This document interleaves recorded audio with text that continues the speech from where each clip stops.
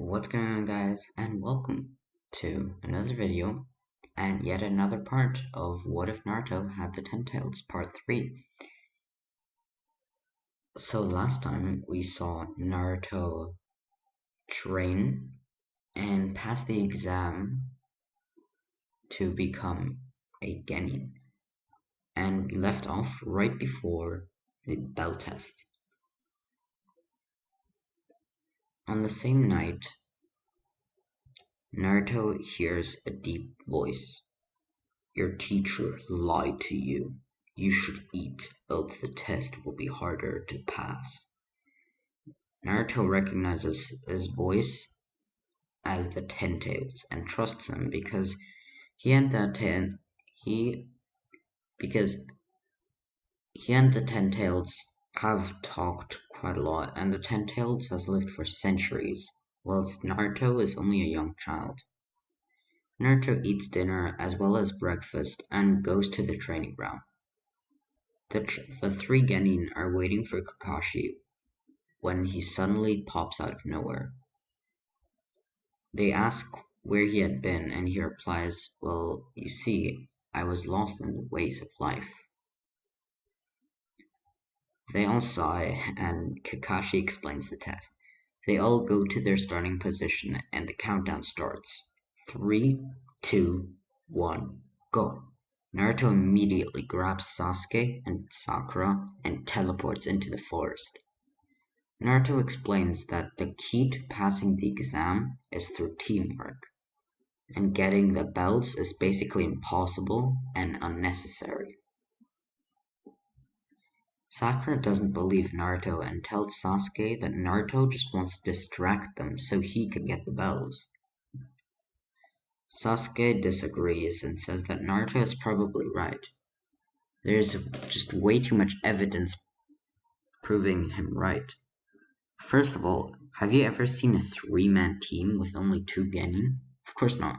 Every team has three genin and a jonin team leader.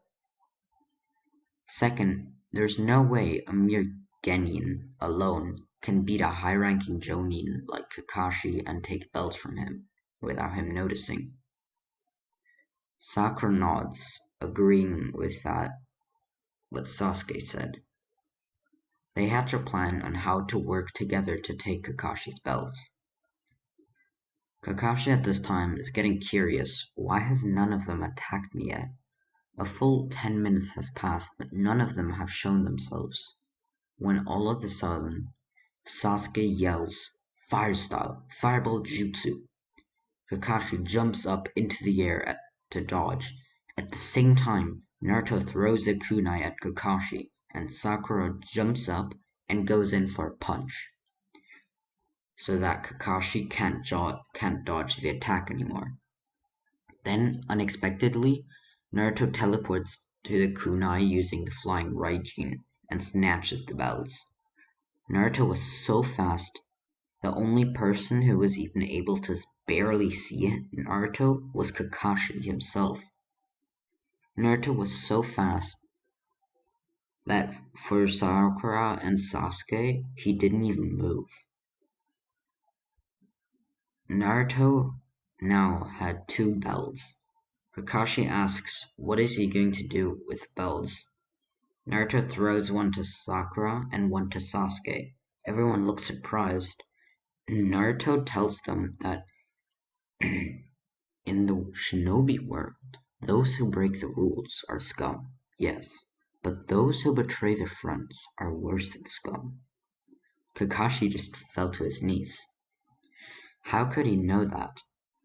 Naruto looks at Kakashi for approval, and Kakashi mutters, "Yes, that's true."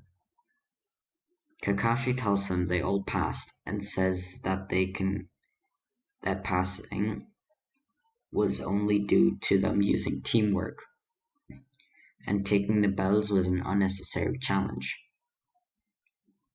He asks who figured out the secret to passing the exam, and Sasuke and Sakura simultaneously say, "Naruto." They all look at him very surprised. Kakashi dismisses them, but tells Naruto to stay behind.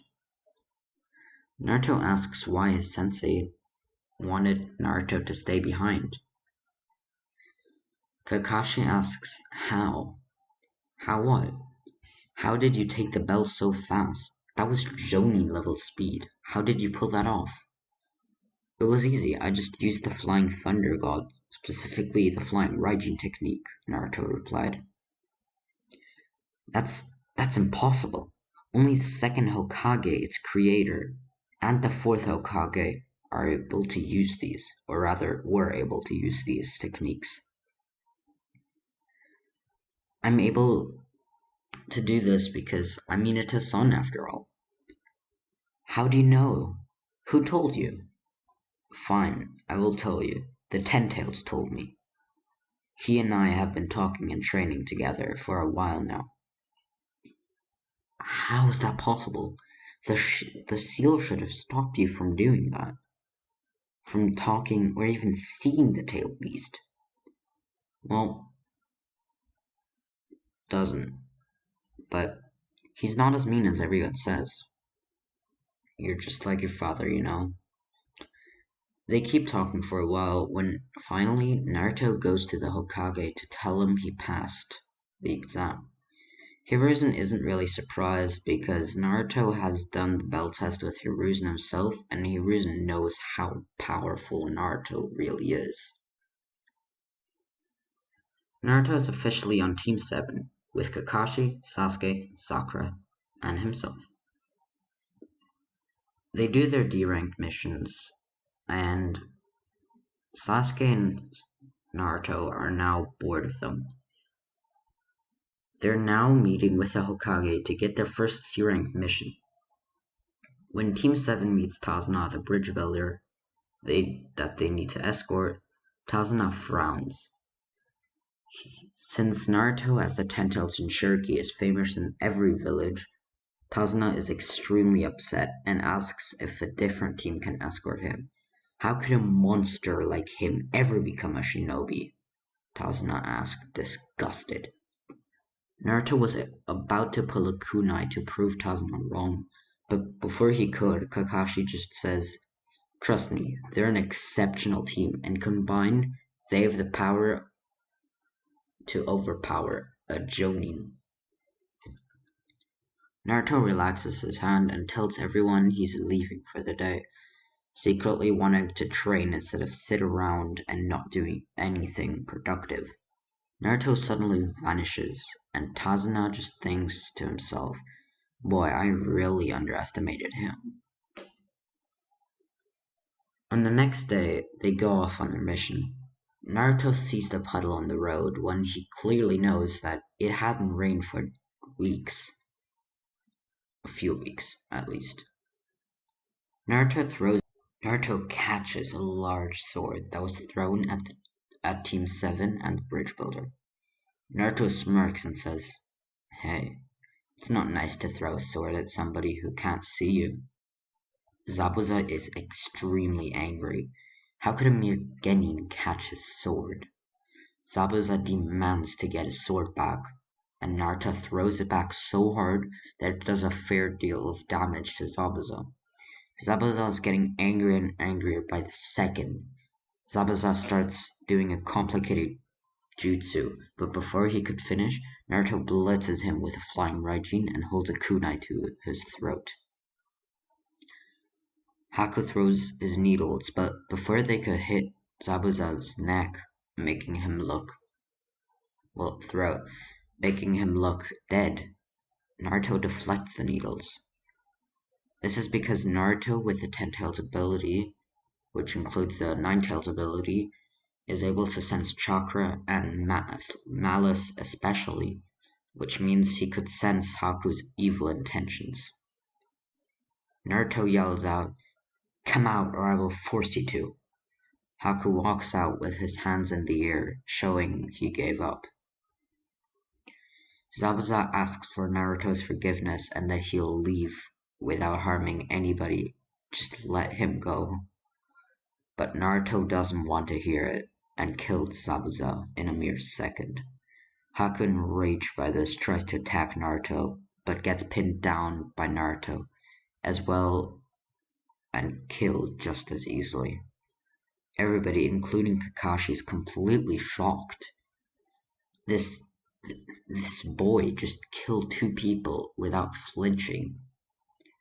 If you're wondering why he's so cold-blooded, well, this is because he's never really felt true love before, and the Ten Tails is making him a little more aggressive and angrier. But once they get back to the village, tuning exams are gonna be taking place. How will Naruto and Team 7 pass the exams, or will they fail? How will they overcome Orochimaru's invasion? Find out in the next episode of What If Naruto Had the Ten Tails. See ya.